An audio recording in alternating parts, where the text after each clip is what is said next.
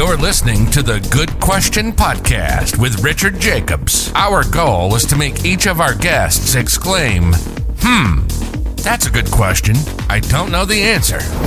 Because when that happens, it means you, the listener, may be inspired to learn more beyond the interview and to ask great questions yourself that lead to new insights. In this podcast, we cover historical and current anthropology, comparative religion, and history.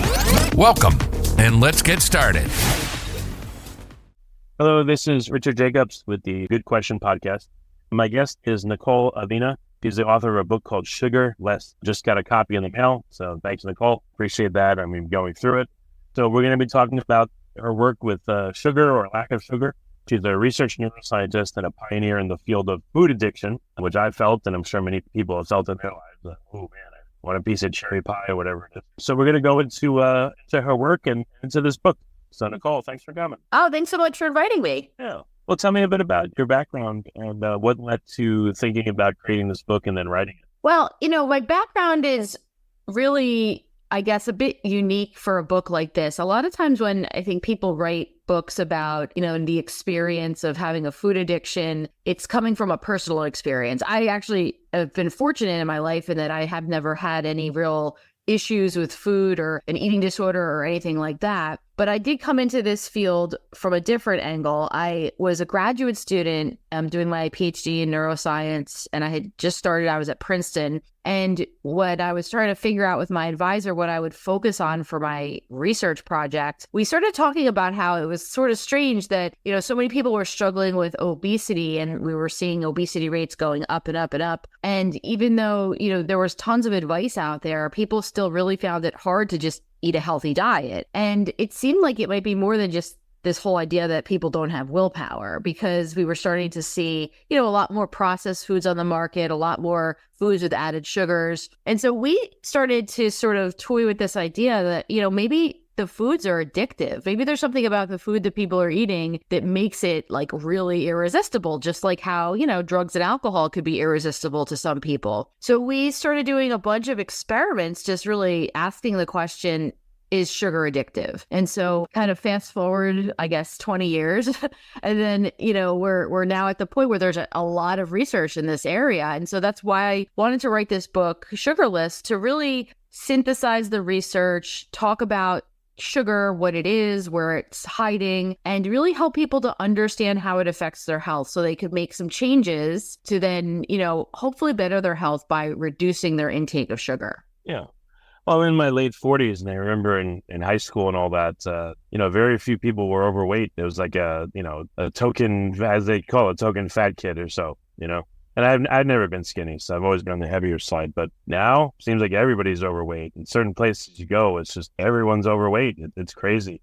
There's a big, it's interesting when you look at the United States, especially, there are certain states that have really high rates of obesity. We're talking like over 50% of the people living in the state are considered obese. And so, it's a significant public health problem. And it's not just about, how you look and whatnot. It's really about the fact that when people have obesity, they're at much greater risk for developing a lot of these, medical problems and psychological issues that are not necessarily as common in people who have a lower body weight. Have you looked at the role of the microbiome in governing cravings and affecting what people want and don't want? Is your research stuck more just the person's somatic cells in their body? Well, we've really, in my lab, because we're, neuroscientists, we've been pretty heavily focused on the brain that's, above the neck. But I'm glad you brought up the microbiome, because we are learning so much about the connection between the gut and the brain. And so, what's happening in the gut is really often dictating what happens in the brain. And so that's why it is important that we, think about this from the standpoint of, what you put in your body in terms of food. It's going to end up in your gut, and that's going to send messages to your brain that are going to dictate your health and your cravings and, all the other aspects of what goes into, repetitive behavior. So I think that story is emerging, and it's really interesting so far. Yeah, like I was sick for a few weeks, now I'm just about over it. I'm getting better. But, this has happened before, but I was really sick for one day. I didn't eat, and then I started eating again slowly and things got better. But the things I was eating before, like now I could really taste the salt and the sugar and things. It's like, wow, it just seems like it was amplified like 100 times. And I remember that's happened before when I've been sick. So it's interesting. I wonder if the body, if sugar is, let's say, a poison to the body, and too much salt and too much this and too much that. But when you're sick, maybe because your immune system's been activated, maybe that's why these tastes are highly exaggerated and makes you not want to eat them. Yeah, that's an interesting idea. I think that could potentially be the case. I think that, again, when we're sick, right, our immune system and our bodies are going to do everything that they can to make sure that we get better and don't get worse, right? And so it kind of makes sense that, things that are probably not good for our health, like too much salt, too much sugar, would probably be avoided, and our bodies wouldn't want those, and we would kind of reject them. Another idea, though, I think could be that if you do go a day or two without having, a lot of sugar, right? If you get an illness and you don't eat anything for a day or so, a lot of times, it just takes that amount of time for your taste buds to really just shift in a way that now you taste the actual food, right? You can taste what it really tastes like. When you're consuming foods with added sugar day in and day out, often we have a tolerance to that taste. We don't even taste it anymore because we're just so used to tasting it. That's why people often need stuff to be sweeter and sweeter and sweeter. So I think it could be a combination of both of those ideas. So what instances have you seen where there's like a reset in what someone wants, like their palate seems to get reset? It seems like sickness does it. What else have you seen? Well, certainly, when people make the decision to change what they're eating and decide, okay, I'm going to cut back on the added sugar, that's really when you start to see a lot of changes. And, people will often comment about how foods that they used to think were delicious now suddenly taste aversive because they're just so sweet, and they just, it's not an ideal level of sweetness. And, I think that that's one of the factors that can help people when they are cutting back on added sugar, because then if you do say, okay, let me have a slice of this cake that I used to absolutely love, you might find that it actually doesn't taste that good anymore. And that's because, again, our brains and our taste buds are changing to adapt to that change where we're not constantly stimulating it with added sugar. I know. Why would there be a craving for sugar? Like, what's the benefit of it? It's your body telling you, "Ooh, I want this." But why would it tell you it wants it if it's detrimental to it? Well, it's really interesting. We have this evolutionary drive to like things that taste sweet. And so if you think back to like our hunter and gatherer ancestors, we used to have to walk around a forest and look for a berry bush and, hopefully find one. And then when you found that berry bush, you would eat all the berries, right? Because they're good for you and you need food. And the sweet berries are the ones that are safe to eat, right? The ones that are sour, that have fallen to the forest floor, that, are moldy and dirty, those are the ones you don't want to eat. They're not going to taste sweet. They're going to taste sour, and they're probably rotten and bad for you. So we developed this way in which we think about foods in that if it's sweet, it's safe. If it's not sweet or sour, then it's usually not safe. And now the problem is that's not true anymore.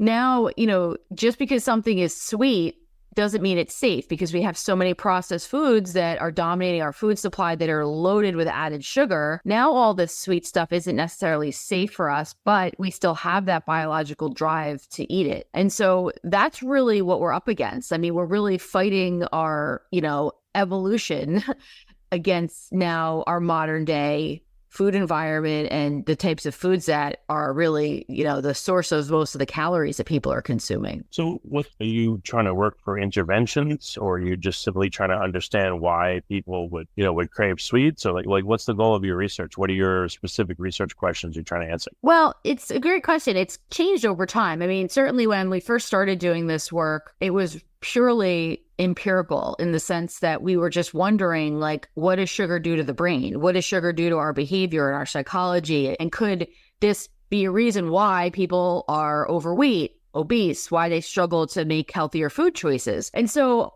I think now I am at the point in my career where, I am interested in understanding how can we use this information? How can we use the research that's out there that we know about sugar and how it affects our health and how it can affect our brain and hijack our brain essentially to make us want to eat more and more of it. How can we use that to make some change? And I think that, that's really a critical problem from a public health standpoint that we really all need to be thinking about because, the rates of obesity are going up among children. We're seeing type 2 diabetes in little kids. We're seeing fatty liver disease in little kids. And these were things that you would never see in children. 50 years ago, it was extremely rare for a child to have type 2 diabetes. And now it's becoming common. And same with fatty liver disease. It used to be the case that the only people who had fatty liver disease were people who were severe alcoholics, like, the 55-year-old alcoholic who had been drinking for the better part of their life. And now we're seeing fatty liver disease in little kids. And it's not because of drinking alcohol.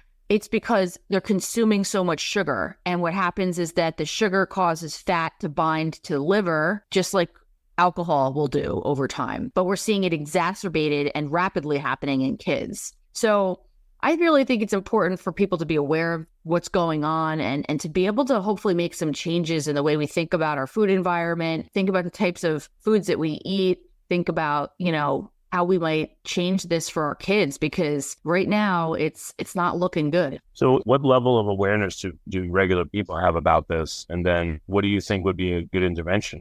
First letting them know so that they're aware of this. Are they aware of what? That foods are now engineered to be addictive? Or what should people have in their mind as they listen to this? Well, I think, it's always important for people to get the information about the science. And I think that sometimes that message gets a little bit lost because, there's so much information out there these days, right? People have to really sift through all of it to figure out, what is being spun a certain way and what is, actually the case. And for me, I think it's important for people, to know about the addictive nature of sugar, to know about the long-term health effects that it can have, which, include not only things like diabetes, but, over time, people are developing cardiovascular problems. It used to be the case. I don't think that you and I are that far off in our age, because I remember when I was a kid, it was a whole thing to be avoiding fat. Right. There was this whole idea like in the early part of the 90s that, fat was bad for your heart and high fat diet would cause heart disease. And a lot of people were avoiding fat at all costs. And I remember, and you probably do, there were all these products that were coming out that were fat-free. And if it was a fat-free cookie, then that was great. You could eat as much as you wanted of it, right? Because it's fat-free. So that means it's not going to be... Exactly. Well, it turns out that when you take the fat out of something, it tastes like garbage. And so what a lot of the food companies were forced to do when they had to go fat-free due to public demand was to go and add sugar to make it taste good. So all those products that said fat-free, what they didn't tell you was that they were high in sugar. And so we ended up basically, I think at that point, developing an addiction to sugar as a society because we were basically inundated with all these products with added sugar and sold the promise that it would protect our health and our heart if we ate them. And now, we know that it's actually the sugar that can cause heart disease too. It's not just saturated fat, but actually sugar's linked to cardiovascular disease just as much as fat is. So we really, I think, need to understand that and know that it's important to consider these things and also to know that these are long-term implications. I think that's one of the problems that we have a hard time with wrapping our minds around. It's kind of like smoking, like when people think about smoking tobacco or smoking cigarettes, they, teenagers, if you say to them, oh, don't smoke, you're going to get lung cancer, 30 years from now, they don't care, right? Because they don't worry about 30 years from now. They're worrying about what's happening tomorrow. Now we can tell them you may have significant problems within the next 5-10 years, not just 30. Exactly.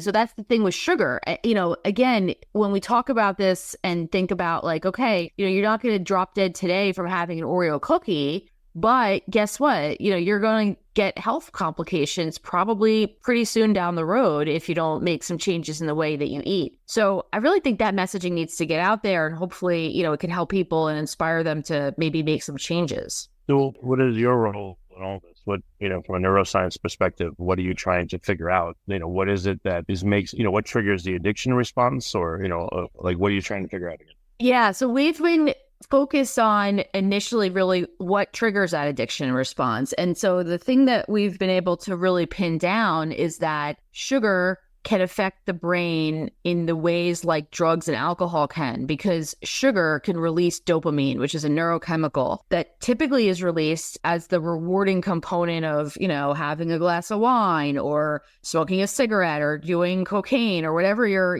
vice might be. Dopamine release is the hallmark of drug use. And so that's the high that people get, and that's what people are always chasing. And, food doesn't do that. Normally, when you eat something, it doesn't release dopamine in your brain, but sugar does. And so sugar can act like a drug. And I think that makes it very unique because it's a food, right? It has calories and, it's included as an ingredient in many, many of the foods that we consume. But in my opinion, it's also a drug, because if you look at the criteria for addiction that are laid out in the medical community in terms of, what you need to do to be considered, an addictive substance, sugar does all of them by far. Well, yeah, I felt radically different before and after eating. I mean, so the act of eating definitely seems to have a big psychological effect too, with it. Yeah, the whole idea is, when you eat something, it isn't just the calorie content and the nutritional value. I mean, I think that's one of the issues that we're facing these days with a lot of the highly processed foods, is that they can affect us emotionally. I mean, people eat to manage their emotions. People eat to make themselves feel better. People eat when they're stressed. People eat when they're bored. And so there is a big emotional component to eating. And that's why a lot of times, people feel differently after they have a certain type of meal. They might temporarily feel calmer. They might feel, happier. And again, it's because depending on what you're eating, if it's got a lot of sugar in it, it's probably releasing that dopamine and it's affecting the brain in a way that is going to make you happy temporarily. But the problem is that is a very short-lived experience. And, very quickly after, you start to see that people then feel guilty and they feel down and they get those the highs and the lows of addiction, and the lows get lower and the highs don't really get any higher. And that's really that cycle that people find themselves in that leads people to, end up overeating, end up, eating in excess of, what they intend to. And that's where we see a lot of times people developing many of the health problems that can arise. Yeah, I'm sure you've had this conversation with your partner. What do you want to eat? I don't know. What do you want to eat? I chose last time. Well, I don't want to eat there. You get into this fight, over nothing. And then when you go eat, you feel better. And, everyone kind of stops grumbling at each other. And, it's more pleasant. Yeah. What would drive such significant behavioral change like that? What's going on? Well, I think, that's what they call being hangry, right? I mean, it's when you're hungry and you get a little angry because you want to eat something and you're, getting a little impatient. And I think what ends up happening is if you go out to a restaurant, odds are whatever your order is going to have added sugar in it. I mean, anything with sauce on it or any type of, aside from maybe a steak, you're going to have added sugar added at some point. And so, the feelings that people get, that sort of more pleasant experience that they have and the pleasant emotions that they have after we eat have to do with satiety. I mean, if you are hungry, if you think about it, again, going back to the hunter-gatherer idea that I talked about a few minutes ago, if you're a hunter-gatherer and you're hungry, you're not going to be in a good mood, right? Because you got to be angry to go out and, utilize all your resources to go make sure you're finding food so you can get it and survive. It's not a time to be, kind of sitting back on your heels and smiling and giggling, right? But after you've had a large meal, then, your fight or flight response that we typically have when we encounter a very stressful situation, like lack of food, can relax and we can, take it easy. We don't have to worry. We're satiated, we're full, we're going to be okay. And so that's where the more pleasant emotions come in. So I think that's what happens essentially when, people go through those different experiences like pre and post a meal. Yeah, people done studies on how people feel psychologically before, during, and after a meal with a lot of sugar, without a lot of sugar, with fat, without fat. Has anyone looked at that? Yeah, there's actually been a bit of work looking at, how people feel on different types of diets in terms of their mood, in terms of, just in general, if they feel satiated, if they feel happy. And, what's really interesting, and I discovered this, just through talking through a lot of people or with a lot of people for the research for my book, Sugarless, is that when people decide to make changes to their diet so that they've reduced added sugar, they find that their mood is more even and that they're not experiencing those like highs and lows. And, a lot of times people will be essentially engaging unbeknownst to themselves in these little mini sugar binges all day long. If you grab a granola bar and eat it, I hate to tell you, but you're binging on sugar. You might not be consuming a large volume of food, even if you're having a small granola bar, but you're binging on sugar. You're consuming a large amount of sugar in a small amount of time. And so, people really kind of go through that all day. They might have, a granola bar and a yogurt for breakfast that's a ton of sugar. They might then have a coffee on the way to work with a ton of sugar in it. And then they have, even a healthy salad with like salad dressing that's got a ton of sugar in it for lunch. And, we go through these like binges throughout the day. And when you stop doing that and stop eating like that and really are mindful about how much sugar you're putting into your body, it seems like people don't necessarily have those up and down feelings. Like they do seem to feel more even throughout the day and calmer. And, it really can have a positive impact on their mood. Have you personally, I haven't gone through the book yet, do you have like a personal story where you've cut out sugar and evaluated what happened to you? Well, it's interesting. I really... Or are you too sweet a person to do that? No, it's funny. I grew up in a house where I'm a first generation college student. My parents, they didn't know really a lot about like health and wellness. And, back in like the 80s when I was a kid, like, we had soda all the time and there was always, chips and candies and cookies and there was a lot of snacks. And I think that for me, I was overexposed to it as a kid. And I was a little chubby when I was an adolescent. And then when I moved out of my parents' house and went away to college, I really kind of discovered that there's a different way you could eat. Like there's foods out there that, aren't loaded with sugar, that aren't, you don't have to have soda with dinner every night. And that wasn't really something I was aware of, honestly, until I got into college and started to kind of see like, wow, I could eat really differently if I wanted to. And so I guess that's my personal experience. So since then, I haven't really liked sugar in the sense that I don't crave sugar. I don't really, I don't have much of a sweet tooth. I do like bread and pasta, though. I mean, I could certainly, have some of that, but I don't really have much of a sweet tooth. And I don't know if it's because, like I said, I was sort of overexposed to it as a kid and I just kind of wanted to get away from it, or if it's biological. But in the book, I do kind of talk about, though, how it is, we all have an experience with it. Like, even if you're not struggling with, craving sweets all the time, we're constantly exposed to sweets. We're constantly exposed to sugar, or you have to avoid it, right? Because it's everywhere. And it could be a challenge because, it's hidden in lots of foods. It's pushed on people a lot. And it's not necessarily something that is easy to avoid. And so if you are struggling with being addicted to it, that makes it just even more difficult than it is. Well, animals love sugar too. Yeah, I used to have this dog, and whenever I'd eat any chocolate, he was instantly there by my side. And I would give him like tiny, tiny pieces of it, and he loved it, And a few times he would like steal a piece of chocolate, and I told my daughter, I said, he has a chocolate craving. She's like, you gave him a chocolate craving. I said, no, he just naturally loves it. I don't know, it was just funny dynamic, but animals too. And I didn't give him a lot. When, no one listening, please worry, but little bit, but he loved it.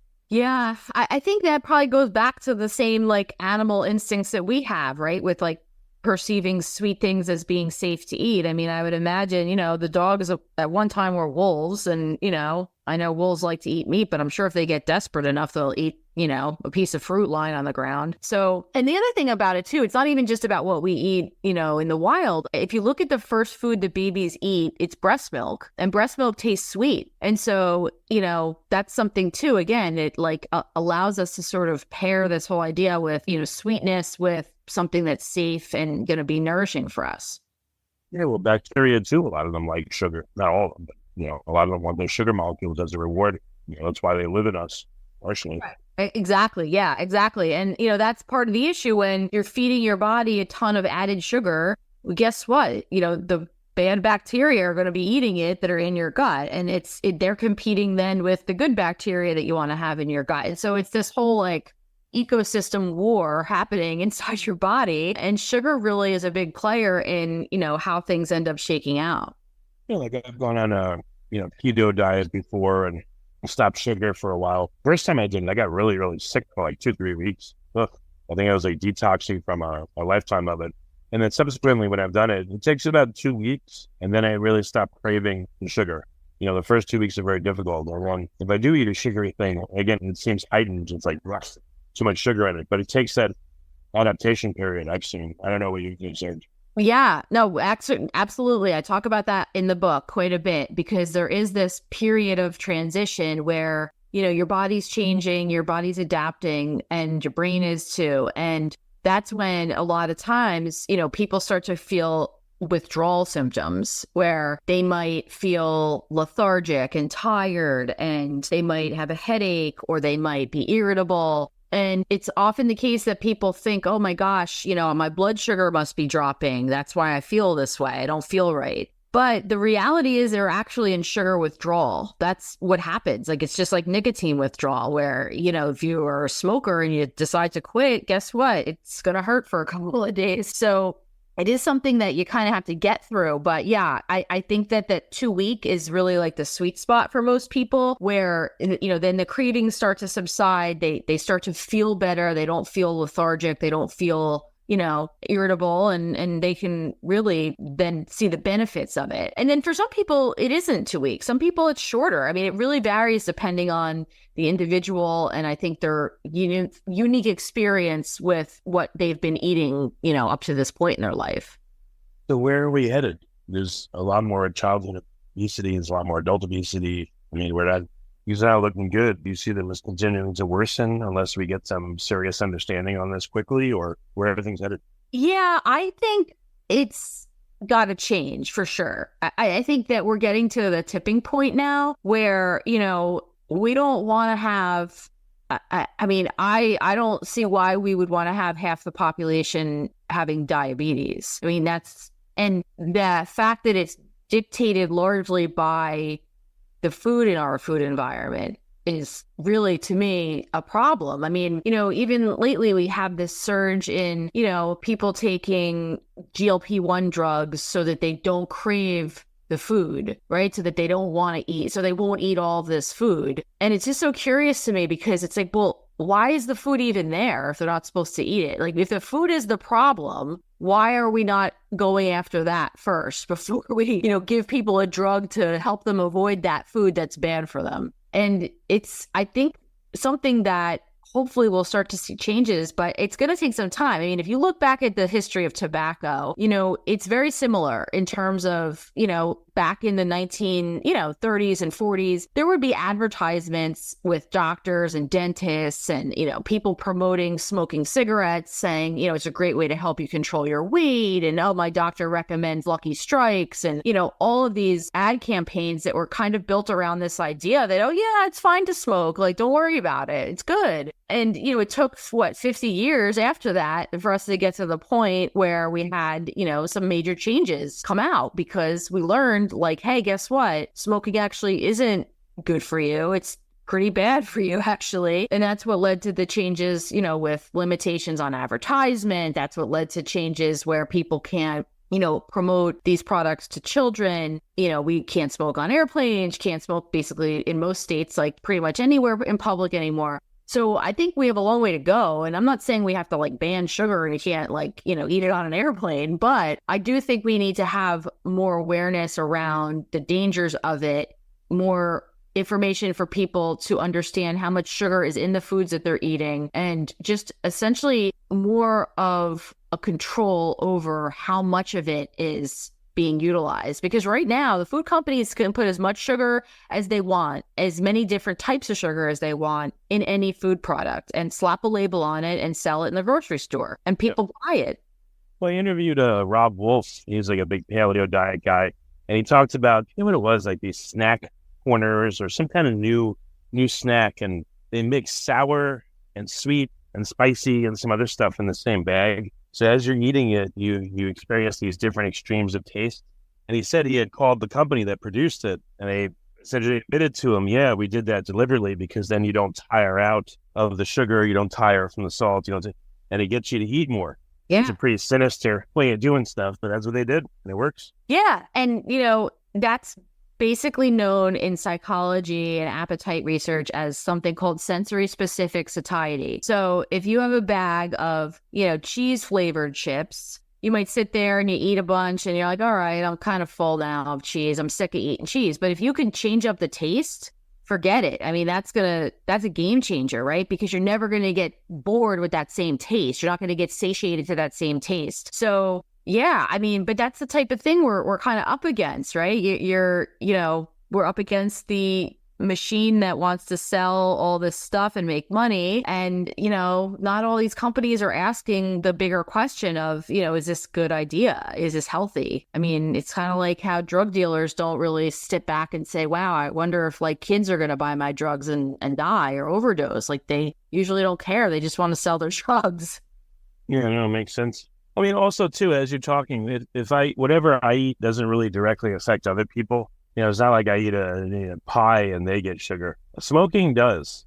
If someone would smoke, it would stink, it would affect you, it would get on your clothes and all the other stuff. So I think maybe that's why it was easier for people to push back on it. If you look now at vaping doesn't really smell or cause, the other problems that smoking did. And it seems like, people don't really say much about it. It's kind of internal to the person, and so doesn't affect me.